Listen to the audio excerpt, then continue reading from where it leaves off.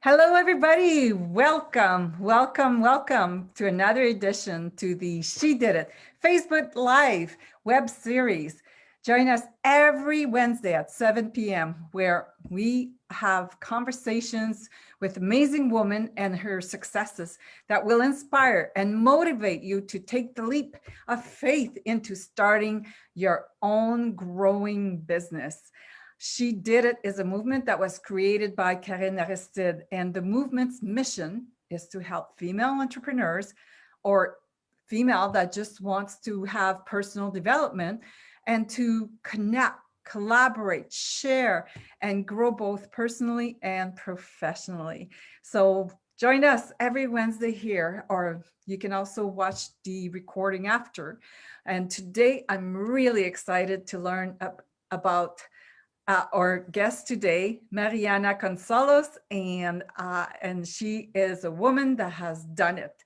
So Mariana, please tell us, welcome to the She Did It web series, and please tell us a little bit about yourself. First of all, thank you so much for having me here. It's been a pleasure to be part in person. I was privileged to come to some of the events, and now living in Vancouver, it couldn't be possible without the help of the technology. So you see some of the silver linings of this pandemic.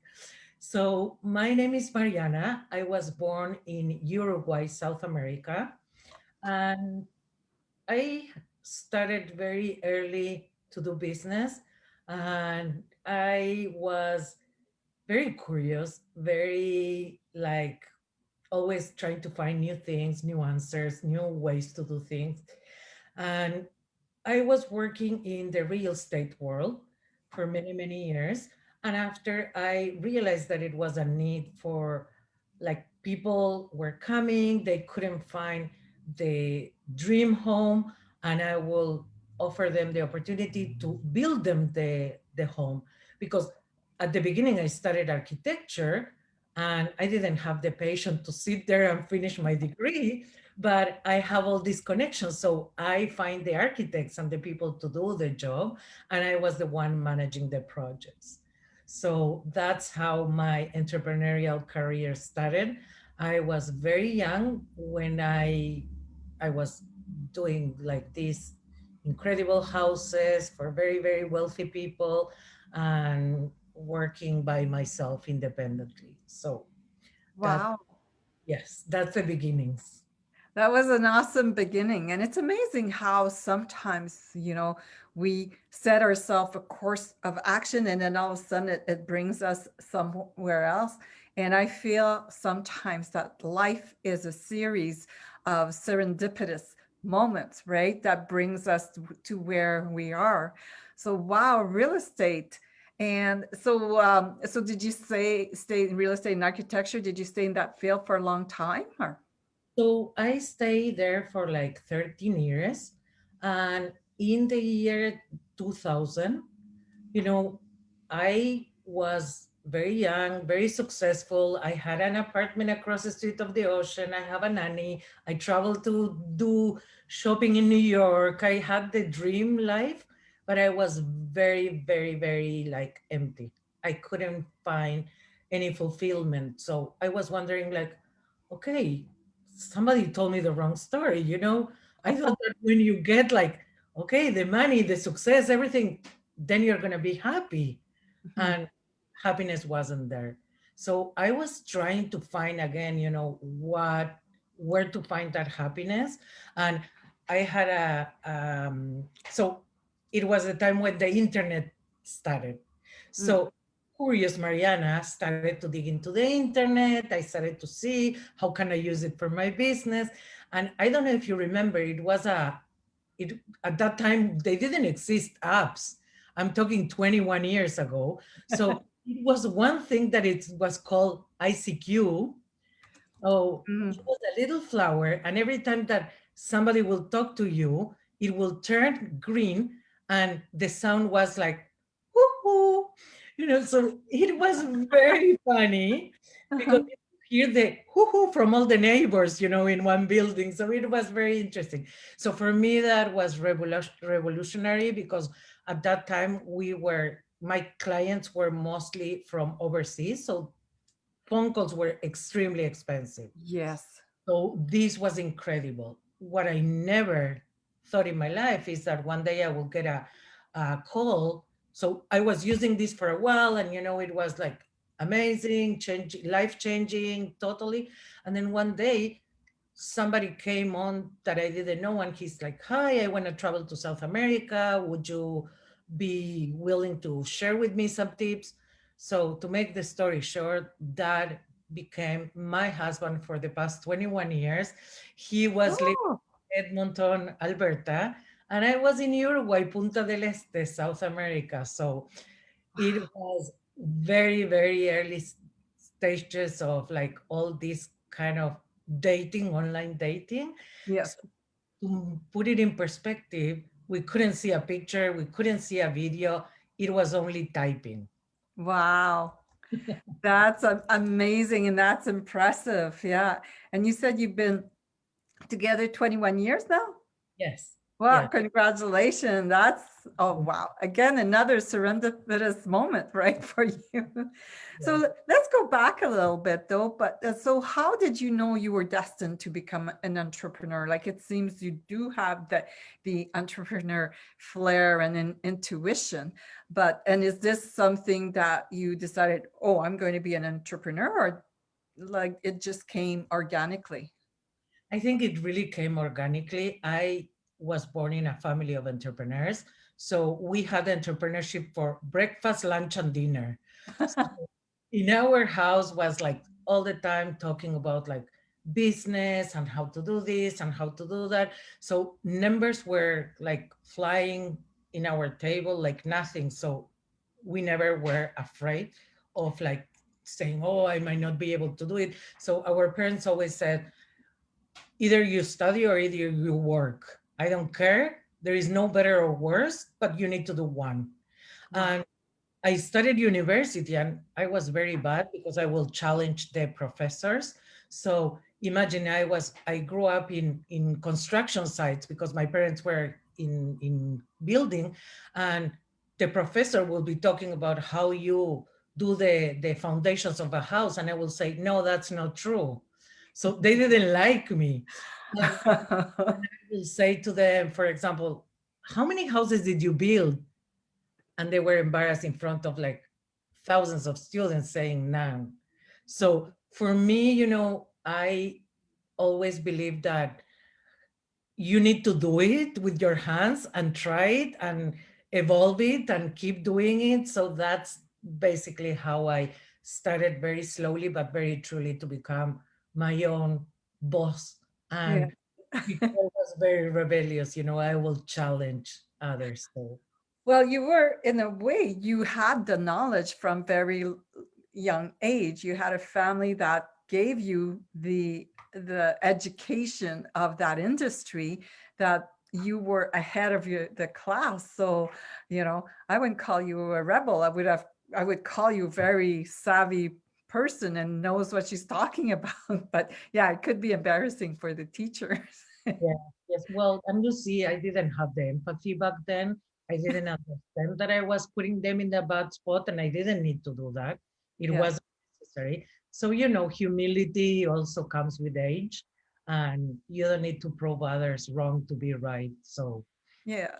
mhm, Yeah, and yeah, as a teenager, we feel like we know everything, right? And things like that. But it does have its purpose, and like you say, you've learned that maybe to have empathy and humility, and and it shows. You don't look like a rebel person at all.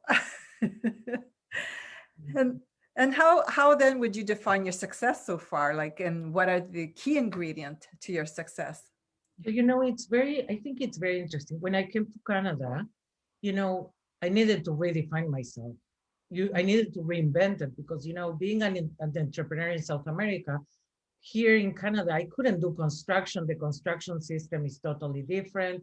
real estate. I didn't speak hardly any English. So imagine me that I was the queen of talking and public relations. Suddenly you cannot talk, it's like you become silent. So it was a really hard process. But I think, at the end of the day, you realize that your core skills, those are the ones that they will drive you. So Yeah. curiosity was always my driver. So I will ask every question. I will, like, people will call me and say, would you do this? And I wouldn't even understand what they were asking me. And I will say yes. And, and yes. And then, I will hang up the phone and phone a friend and say, they told me to do this.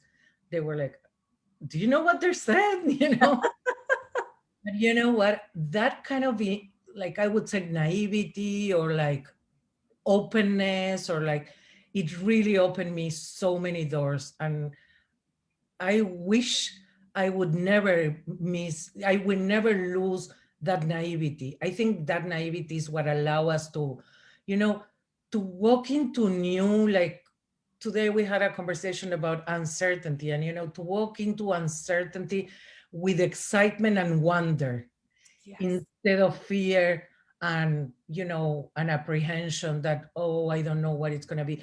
Like, really, we don't have control. So if we accept that, if we surrender ourselves and go into these uncertainties with like open mind, open heart, the chances of encounter what we don't know that we don't even know, it's unbelievable, and it really helped us to expand.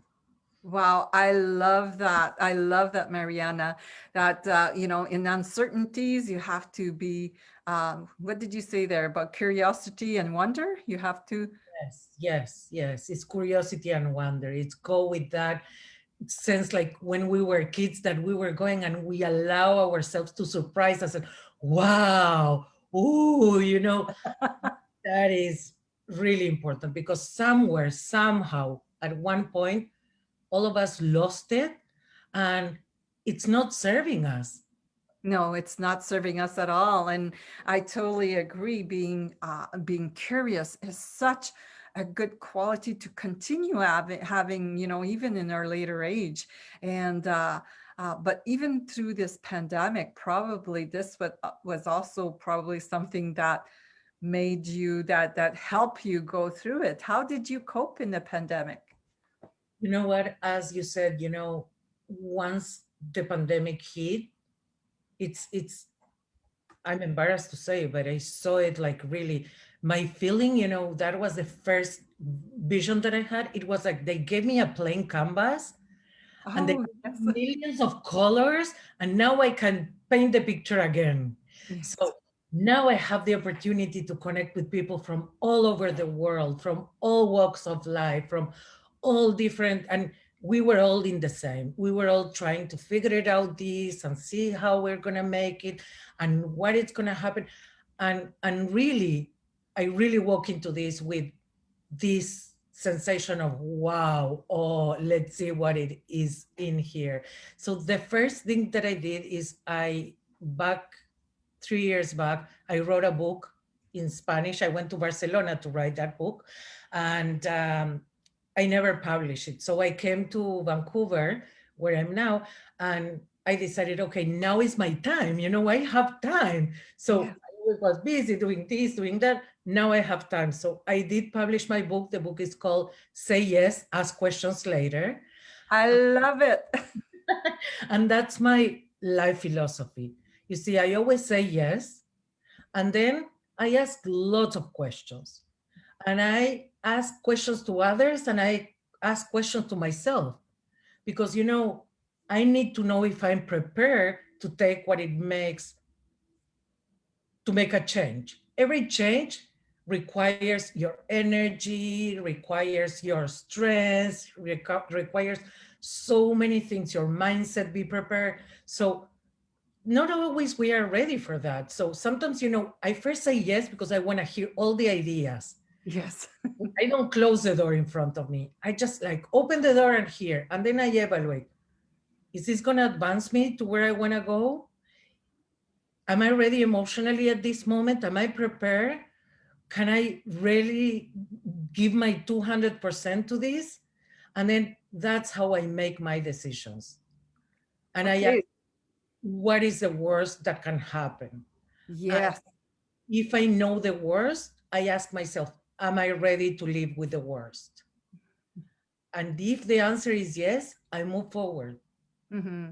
And Wow. I move forward without considering any other option. For me, that's the only option because, there is no, you cannot test all the options. You have one chance and you need to embrace it. And it's not about the outcome, it's about the journey that I'm going to embrace. So I'm going to try everything. And if it didn't work, I will say, okay, what I learned, let's Mhm. move. That is, I love your philosophy. Say yes, ask questions later. And yes, you have to try. We have to try what's in front of us, because if we say no too often, then how are we going to grow? How are we going to get out of our comfort zone, right? And so we need to sometimes say the hard yes. But then also at some point figuring if like you say it will not serve, then I guess you have to walk away, right? Knowing when to walk away. And have that humility to say, you know what, this was a bad decision. This Mhm. is not taking me where I thought it will take me. So I will walk away. And I Yeah. did, I did it along my path when I started my business in Canada. And, I was doing like fashion accessories and it wasn't going amazing. And, and we started this idea of becoming the Mary Kay of fashion accessories. Okay. We did it. We did it and it was unbelievable. We had women all over the country selling our products, and we went to China and we created our own line, and this was my business card and everybody has something to talk Oh about my it. God, that's so cute. I love that. So Very creative. yes, yes, very out there. And you see, but when I went to my marketing team and I said, this is what I want, they said to me, you're setting yourself for failure. I was like, why?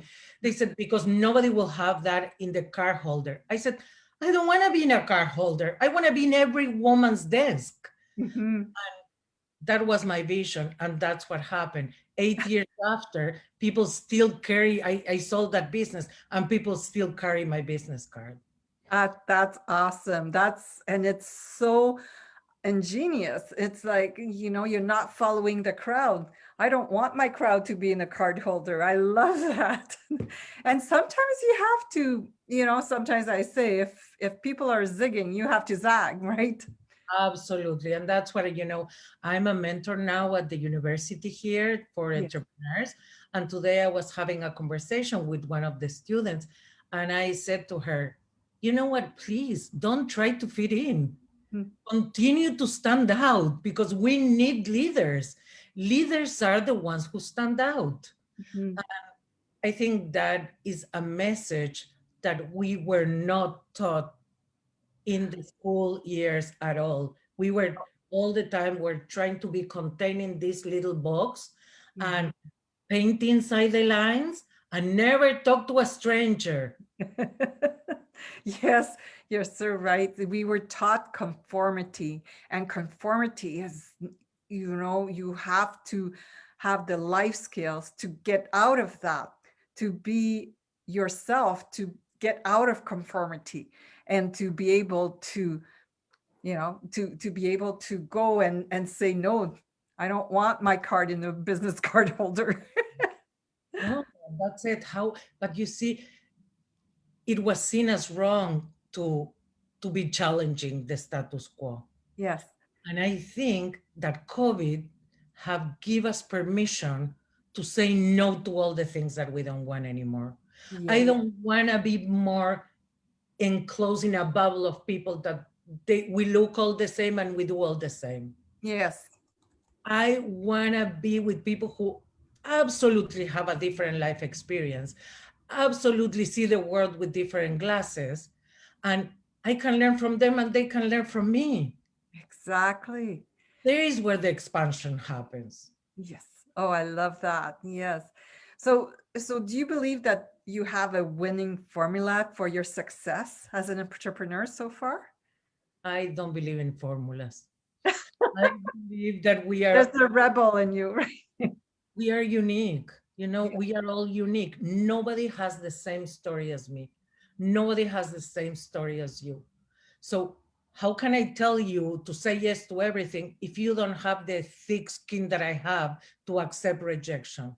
I Yes. don't know if you do, if you can handle that. Maybe that will take you to, I don't know, depression. I don't know. So I think we need to be very careful what we hear, because the people tell you, follow the 5 steps to be rich, but Mhm. they don't tell you that they grew up in a family that, you know, they were talking about that and they were poor and rich and rich and poor and poor and rich every second day.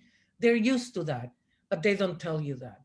Yes. So I think you need to follow your heart. You need to follow your path. You need to do, and not everybody is meant to be an entrepreneur. And I think accepting that and be aware of that, it's amazing. I mentor people who at the end of, 6 months, they said, you know what, I cannot live with the stress of not knowing if I have the money to pay my bills. I can't. So what can I tell them? You Mhm. should do it. You should suffer. You should burn out. No. Yes. So I said, go back to your job. You know, you are more relaxed. You're going to find more harmony in your life with that. Yeah. So be it. There is no only one way. Yeah. There's ways as people there in this planet. Oh, absolutely. And we are all so unique, and every entrepreneur or solopreneurs that you see today, there's not one the same, even competing, even the same industry. They all have different things to bring, and different skin, like you say. Some have a thicker skin than others, and some need more risk adverse. So you have to basically know yourself first before you go out there. And I think, that as an entrepreneur and as a woman, we have intuition, and we need to really understand what we really want. And sometimes that's what we don't do that enough. And self-assess ourselves. Yes. Self-assess ourselves when in your like growing in your like education, they teach you how to self-assess. What am Mhm. I good at? What I'm not so good at? What I it's my best skill that I don't need to make any effort and it comes natural to me. What are the things that I need to work? We don't know that. You know, Yes. we need to work more on that. And that's what I'm like in awe, what I'm seeing with these millennials, that they are so much more aware than we were about all these things. They are really paying attention to things we didn't. So we have lots to learn from them and they have lots to learn from us. I That's what I believe in, these intergenerational encounters, that they are so rich for both parts. That's awesome. And I like that you're including them, because they've had some bad rap, work about, being millennials, that they don't know what they want and all this. But I think in fact they do, and they are being very selective. And like you say, I like that we can learn from them as well. We can learn from everybody, every age. So so what's that? Of course, yes. So let's pivot a little bit here. And what about share? Can you share some of your failures that you've had and the best lessons that you've learned from them? Yes, definitely. So one of my worst failures was, our business in Edmonton was going to hospitals. So we were pop-up stores going around the hospitals. And a new person that was doing the bookings got into the job. So it was one person and, they changed it. And then she came and she started to show who was the boss. Mhm. So she came and she said, from now on, you cannot do this, this, and this. And the rebel Mariana asked why. And then she said, because it's in your contract. And I said, yes, I get it. But the contract is around all the hospitals in the city, and in all the hospitals in the city, it works. And here, it used to work until a month ago, and now it doesn't work. Mm. So, of course, she didn't like it. And the next thing that I got on the mail was reciting all my contracts for the Oh, year. And that was my bread and butter. That was what we feed our kids. So I was like, what did I do? My big mouth, my rebel, this didn't serve me. I was like so hard on myself. And I was like, what am I going to do now? So it was a really hard lesson to learn. So that taught me that I it should be a space between my thoughts and when they come out of my mouth, and evaluate a little bit better the consequences. So that was a really great lesson. But the lesson in disguise was that at that point we didn't have a store.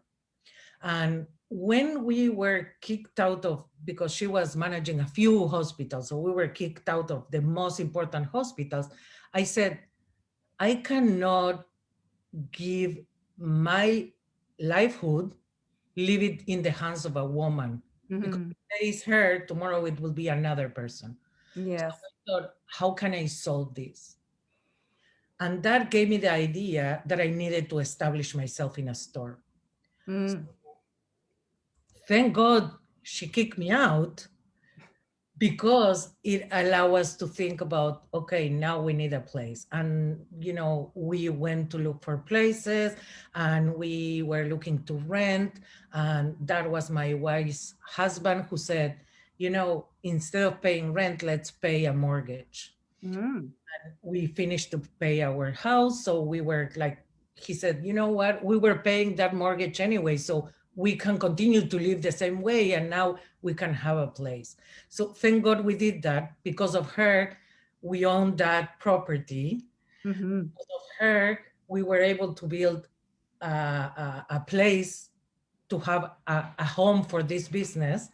And that was a really amazing learning from failure, because that was a big, you should see, we were a few months really struggling because we didn't have income. Yeah. Wow. But So, you did it. You did it, and you overcame it. And from where I stand, it sounds like Rebel Mariana served you very well all through your life. you know what? This is what I want to say. I think that from failures come the biggest growth. Yes. And I believe that the word failure has very, very bad reputation, which shouldn't have. Because if you think about it, failure and success, they're the same. The outcome of both of them is moving you forward. Yes. So I think it's redefining in our brain and retelling the story in a different way. So I want to fail more often, because it means I'm moving forward. I'm learning more. I'm moving faster. Wow. I love that. I'm just putting that in the chat because I think it's so yeah, failure and success are the same. It means you're moving forward. That's Yes. that's awesome. So tell us about how you got founded though, or did you have to do creative strategies when you were, like strapped for cash and things like that? So this is the true story. I started with $500. That's all what we had. My husband was driving a taxi, and I was new to Canada.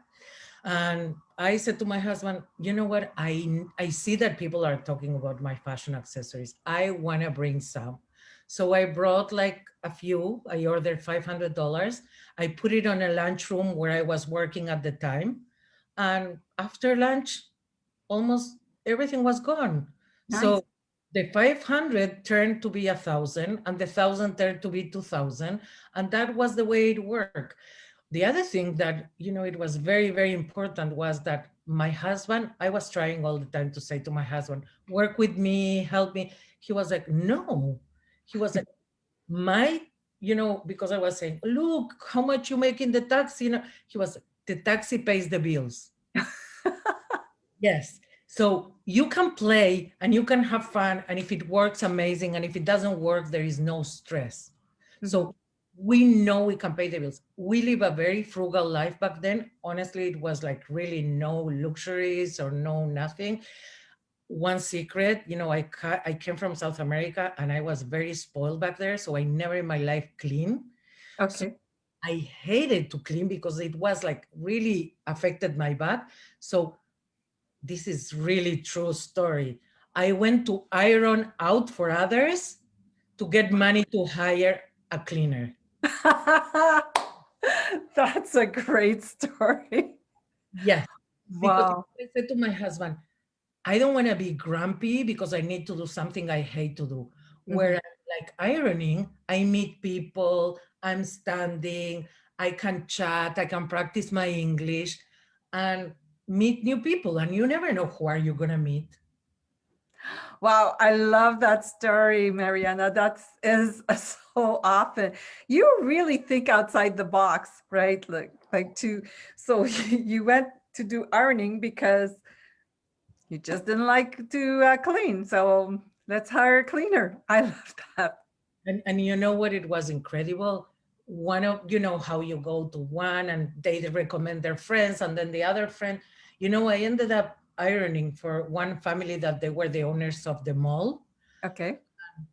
After, when I opened my store, they offer me a kiosk for free.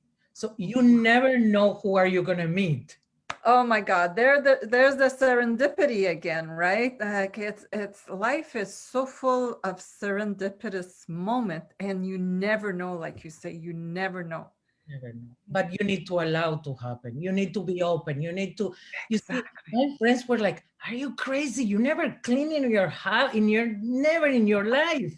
And you're ironing at somebody. So I said, my rings didn't fall from my hands from that. And I met new people that you don't know. So I didn't see any, like, what's the big deal? You are very resourceful, Mariana. It was such a pleasure learning more about you and your philosophy and Rebel Mariana. And I just love everything about you. This is awesome. So tell us a bit about, give us some parting words and how can people reach you and maybe get a taste of your wisdom? Thank you so much. Thank you, Joan. So, all what I want to say is like, everything is possible. The only limitation is in your head. So I think what we need to do is really, really like change our narrative. I think that is where the problem comes, the narrative that we are telling ourselves.